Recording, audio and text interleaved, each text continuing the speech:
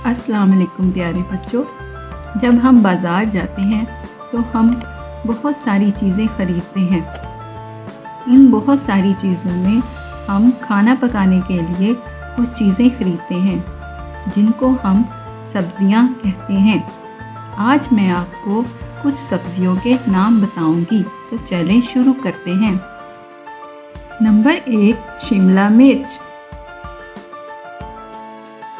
Number 2 बैंगन। Number 3 गाजर।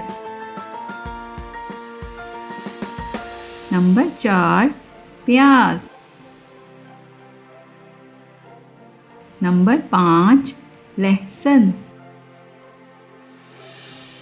Number 6 बंद गोभी।